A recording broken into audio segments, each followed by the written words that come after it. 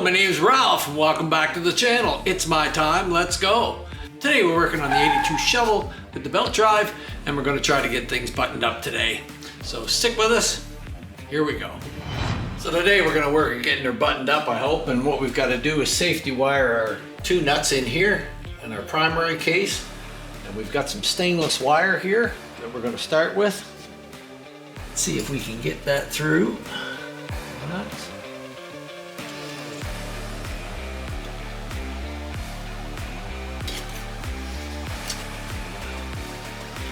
Put lots of excess here so we get it where we want it. We've got a little tool like this for cranking the wires. Both into there.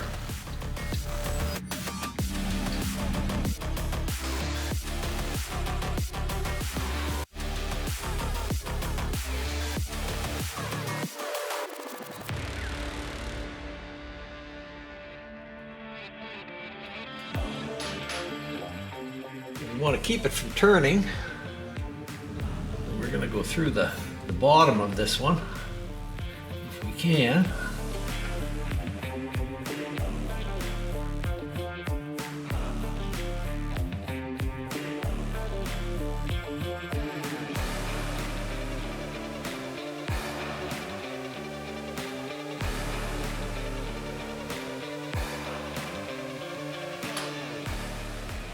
Okay.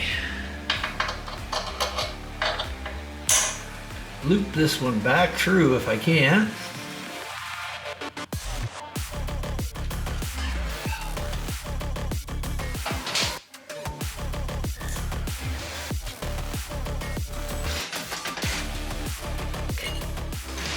And there we go. Now that's in there. So we got our new starter housing and that to put on here, and we've greased the inside bearing in here. We have a new bearing in here. I'm just going to put a bit of grease around the wheel itself, which will work itself in. You stick it back in there. All right, so I'm going to go around the other side and try to get our starter mounted, because the backside bolt from the other side comes in and there's one from the inside in here that goes in. So we're going to go around and see if we can get it started in there. We want to get that in there first so we can stick our shaft in here before we get our solenoid hooked up, because it's pretty hard to get in there afterwards. So I'm going to go around and do that and I'll come back. So now we've got our starter engaged and we're going to slide this back in while we can pull these arms out and get this engaged back in here into the gear. Feel it around. There we go. We're into the gear and our arms are into our shift collar where we want it. All right. So I think we'll try and put that in place. Now we'll try and put our solenoid back into place, which can always be sort of a pain. There was a bunch of spacers and crap on here for some reason. I don't know why. A little bit of Loctite, let the world go around. Getting one started can be the trick.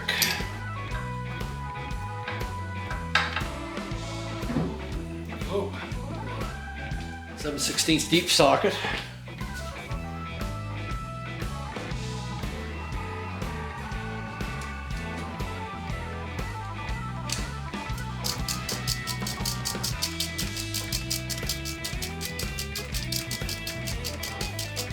Got this one here, it's kind of got a point on it. It'll allow me to stick that back in there. Try to get it in the hole through the block. There we go. Just stick the little screwdriver in there like that and you're able to go straight through the holes and you know that you're lined up, because it's difficult enough to get in there. And we'll just use a little shallow socket so I can get at it. And try not to drop it down in there because that can create havoc.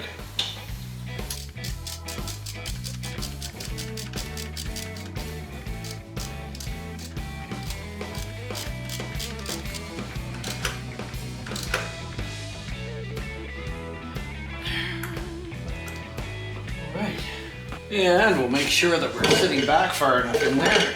See what our clearance is like.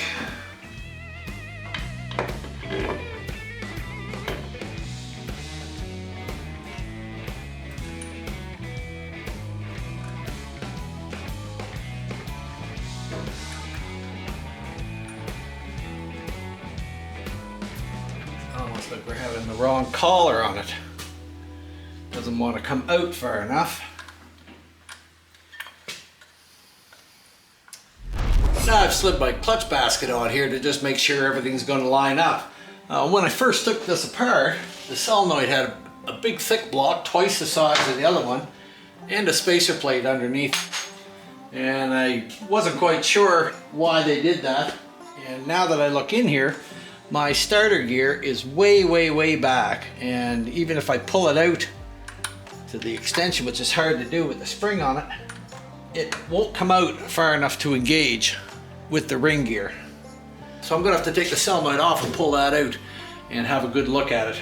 I'm suspecting that someone has had the incorrect shaft spacer on here, and that's why they put all the spacers in here and everything and trying to get the thing to come out to where it should be. But as soon as I get it off, then I'll show you and we'll have a look and see what's going on in here. But I know that this is not coming out far enough to engage fully with the ring gear. All right, so we've got the solenoid off and stuff, so we can pull this out now. And yes, I can already see what the problem is here. This collar is what's in here, and I believe this is 65 to 69 collar. This one's for Margaret. There's the difference. And you can see that when this is up here, although the shafts are virtually the same, the position of where this puts this, hard to hang on to here. But our shift forks are back there, so that when the shift forks push ahead, it'll move that amount of movement. With this, with the shift forks back so far, this one is positioned back farther, so when it goes to shove it ahead, it'll shove it ahead. This one won't go far enough ahead. So once again, you can see that it's a classic mistake of using a 65 to 69 collar instead of using the 70 and up collar. So that explains why they had this big block to space the solenoid out, to get the solenoid out farther, to try and push this, out farther than what it was supposed to be by bringing the arms out. And it worked, but it's not the way it's supposed to be. So I've looked around, and we're not going to use Margaret's, of course, but luckily in my stash of parts I have the right collar for it, so we'll be putting that collar on there, and that should fix our problem. So I'll have to go do that and install that on this, and then we'll come back to it.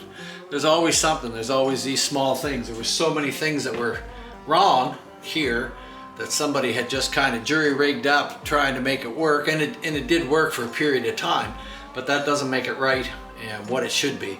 Now, had I not checked that, I would have put the whole belt drive on, got everything torqued down to specs and stuff, and went to try and start it, and it would have just come out and barely touched the end of the ring gear, and I would have had to remove everything.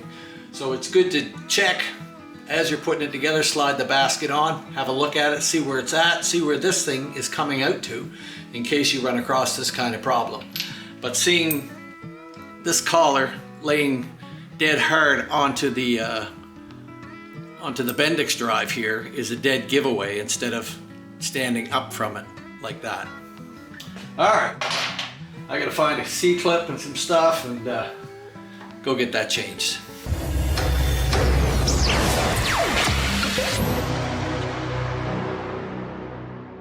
So we'll try to get this changed, clamping it in a vise with some brass jaws so it's good and tight, because this nut can be tight.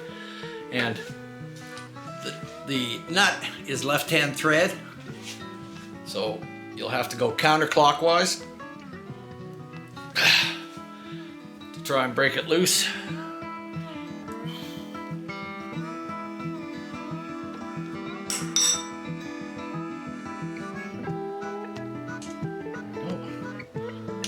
should come right off. Looks like it's stuck on there.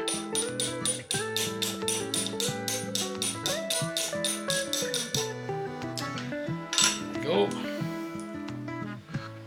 Take the solenoid off. And now there's a small C-clip down inside of that that we have to get off.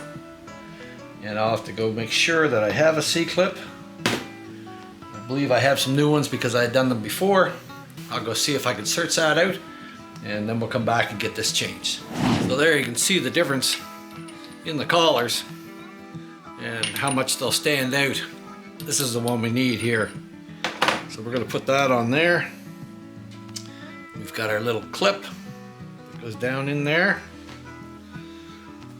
which can be a pain to get in and out.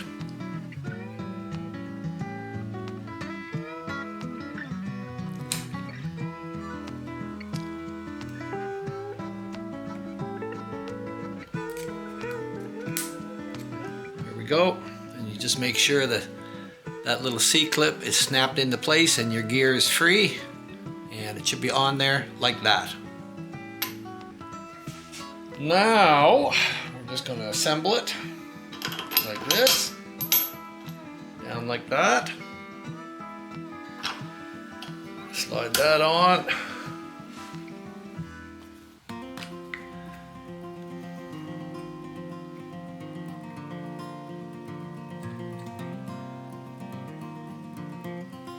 a little bit of Loctite on it. Okay, again, this is left-hand thread, so we have to go the other way.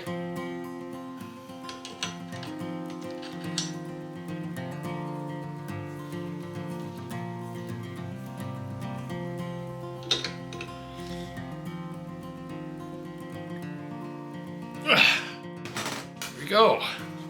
And with that, we should be ready to put it back in the bike. And it should work properly this time. So let's go out and we'll stick her back in and see where it sits this time. Go.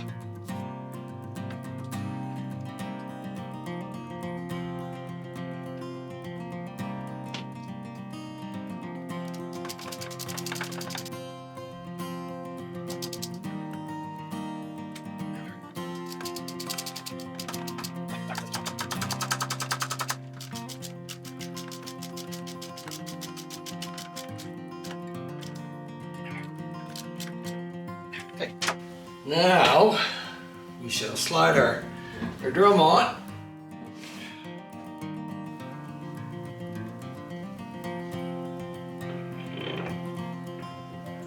There we go. And now it's coming out and engaging with our gear. Okay, just need you to kind of just hit it and let right off of it. Okay, let's see if it'll work. Go ahead. Go ahead. Just 1 sec. All right, go ahead. Once more. Okay, that's it. That's it. So now we know it's engaging the way it's supposed to. Thank you. You're welcome, dear. Couldn't have done it without you. I know that. All right, honey, thanks. You're welcome. So by putting this piece on, I'm able to look in there and see, and now it's engaged in full engagement into our ring gear, the way it's supposed to be. So there you go, another thing straightened out on this bike. So now we're gonna see if we can slide things into place without something else happening.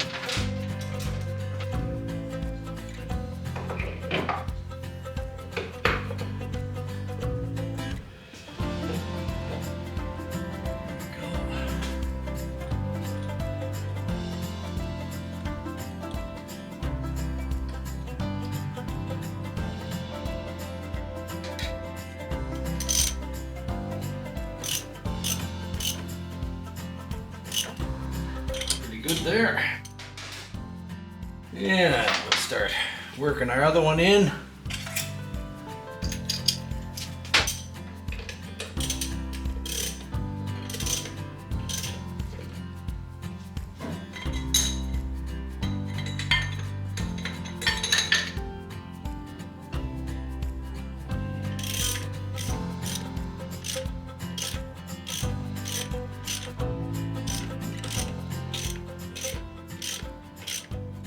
Now we'll have to figure out what we can do for a torque spec for that.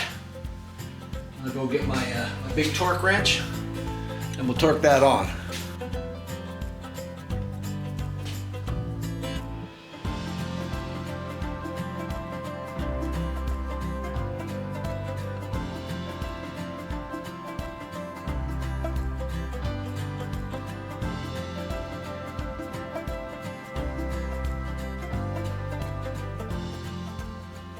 So here we are with belt drives.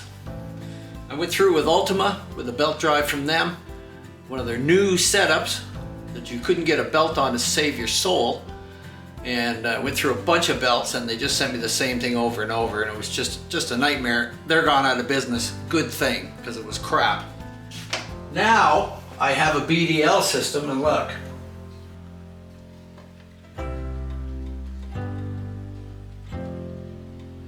This is what's happening. I don't know how long you think that would last, but I can tell you it won't last long. There is no reason in the world there should be that kind of play in it. We have the proper primary for it. We have everything that's supposed to be what's supposed to be on there. It's been a lot of work and a lot of frigging around and almost a month of waiting to get this.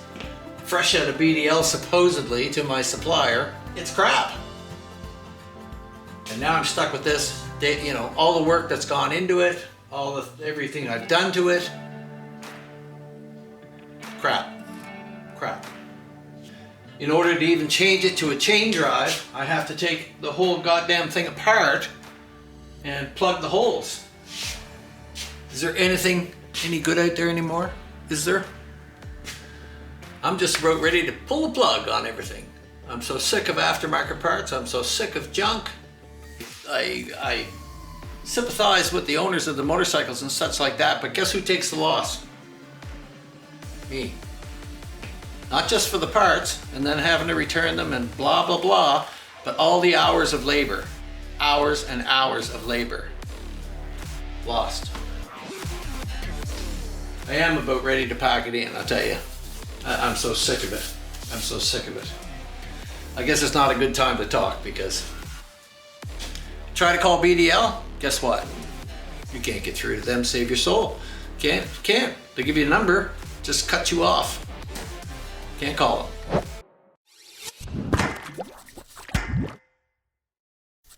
So we are just taking the time to clean all our plates. Cleaned all the steels. Spray this out with brake clean. Make sure we can try and get all the grit or oil that was in there before out of these as best we can.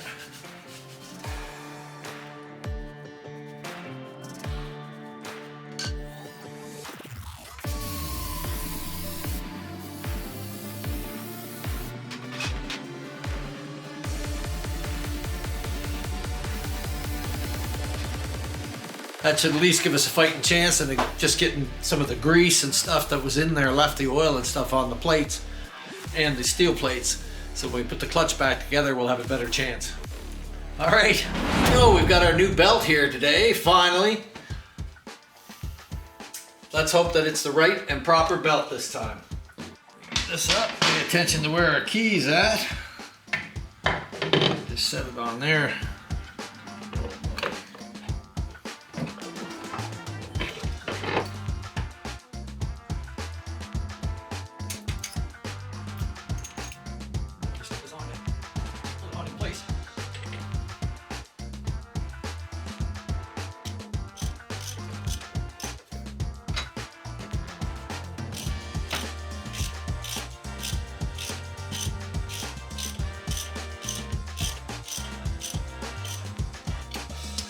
And it's a little better than what it was. I guess it's supposed to be a certain amount of play in there. I've always seen belt drives a little tighter than that, but this is the one for that, so it should be all right. It's better than the one that was in it, that's for sure.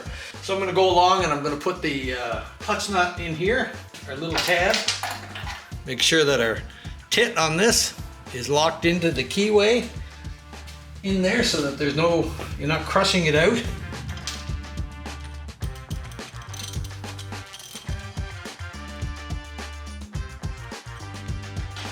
And hopefully we can get this thing buttoned up today. That's my hope.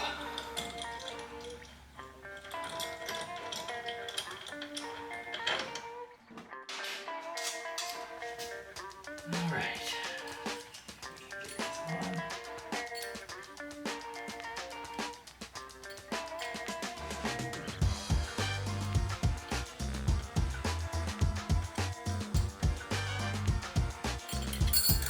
It's gotten a little distorted, so I'm gonna have to get a new tab to put on there. So we've got our new tab here, and it should slide right on there. It doesn't take nothing to distort them. So when you're trying your hub on there and such, don't put that tab in there, because if it gets tightened in at all, it will be distorted. There we go. That's where our tab is. Tool. There we go. Make sure we're locked in all the way in on those. Check our tab. It hasn't moved on us, and that's what we want. And these are 40 to 50 foot-pounds. There we go. That should do it.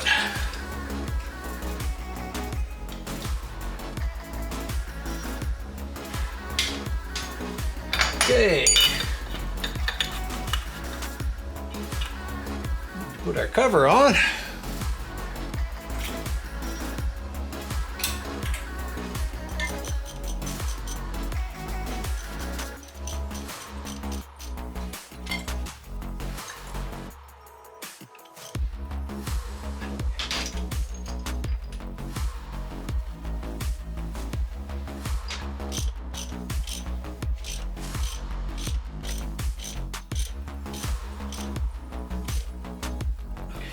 So we'll torque that down to 105 to 120 foot-pounds, about 110 here.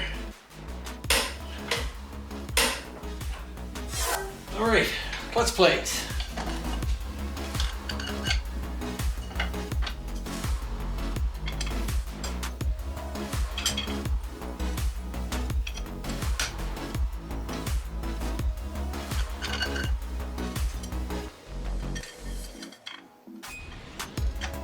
Here we go.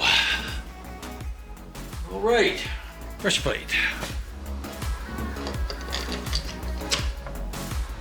Okay, nuts.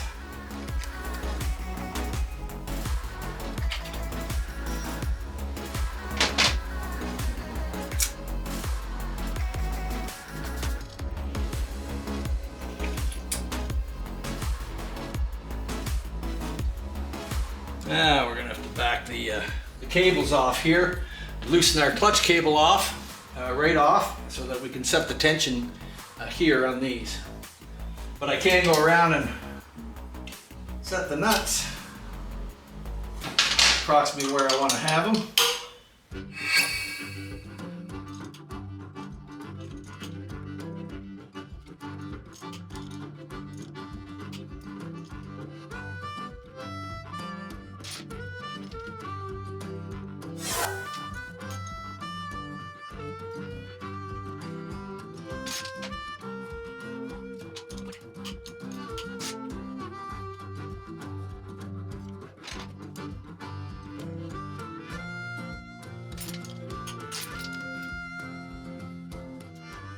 Now sometimes it's hard to get back in here, and it's very hard to see in there.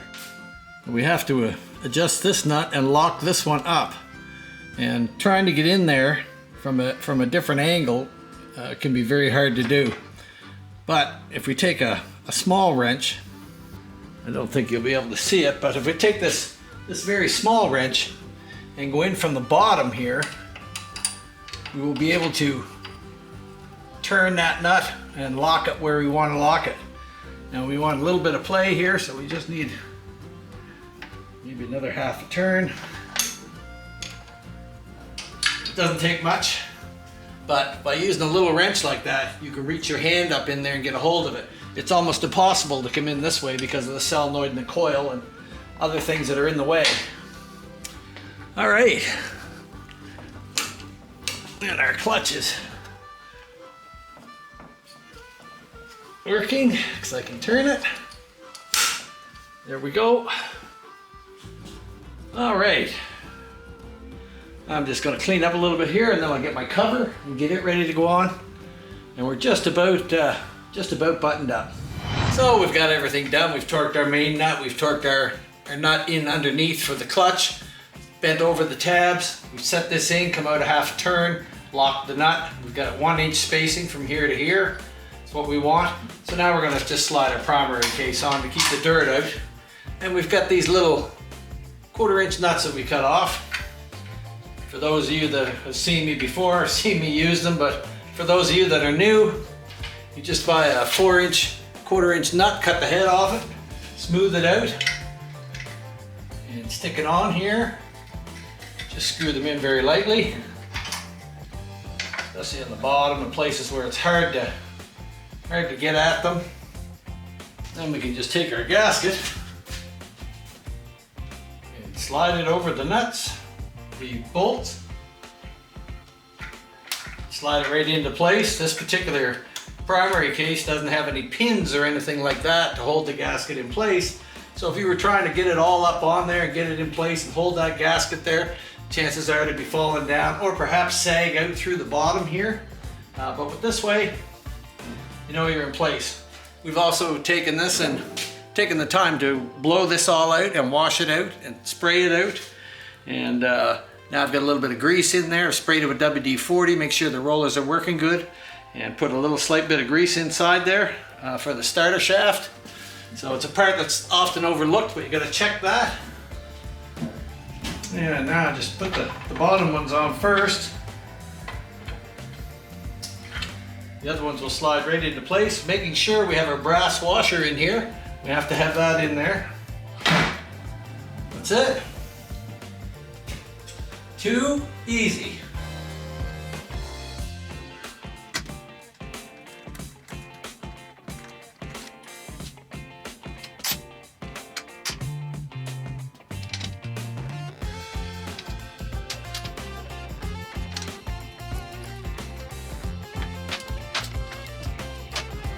There. All right. So, well, that's it. We've got everything done, got a new belt drive in it after all of that, and it wasn't an easy task time-wise, but we've got it finished, and I'll be calling him to come pick this thing up, and then we can see if we'll get my buddy in here, Frank, maybe, and do some more work on Margaret. I have tracked down the guy that had my fender, and I'm expecting it back tomorrow, and it better be here. Just a basic black, so I'll decide whether I'm wrapping it or what I'm doing. So, be sure to check out my brothers down south, Hippie's Chopper Corner, Slickheads Custom Cycles. Check out those boys, they're always a barrel of fun, and Hip's the home of the sketchy choppers, so I'm sure you'll find lots of stuff to watch down there. And also check out my buddy Gus in the city, Gus, at This Old Chopper. Gus just got himself a new printing machine, he's making his own t-shirts, and so if you want one, check him out, Gus at This Old Chopper. All right, until next week, have a good weekend, we'll see you.